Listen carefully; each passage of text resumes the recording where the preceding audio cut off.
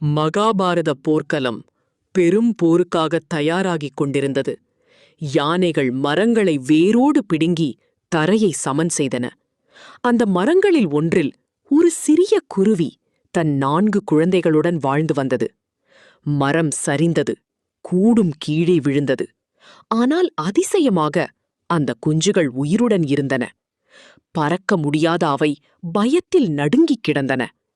அப்போது அர்ஜுனனுடன் கிருஷ்ணர் அங்கு வந்தார். உதவிக்காக துடித்த குருவி சிறிய இறக்கைகளை அசைத்து கிருஷ்ணரின் தேரை அடைந்தது. கிருஷ்ணரே, என் குழந்தைகளை காப்பாற்றுங்கள். கிருஷ்ணர் அமைதியாகச் சொன்னார், காலத்தின் விதிகளில் என்னால் தலையிட முடியாது.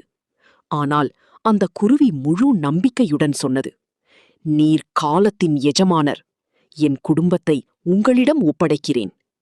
கிருஷ்ணர் மெதுவாக புன்னகைத்தார்.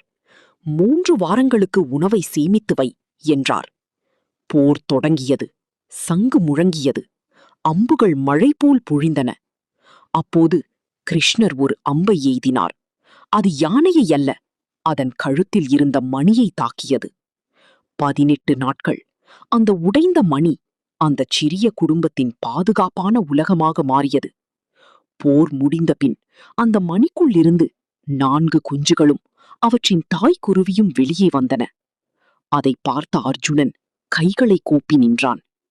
உங்களை மனிதராக பார்த்ததால் நீங்கள் யார் என்பதை மறந்துவிட்டேன் என்றான். நம்பிக்கை இருக்கும் இடத்தில் இறைவனின் அருள் எப்போதும் இருக்கும். அவர் காப்பாற்றும் வழி நாம் நினைப்பதை காட்டிலும் அதிசயமானது.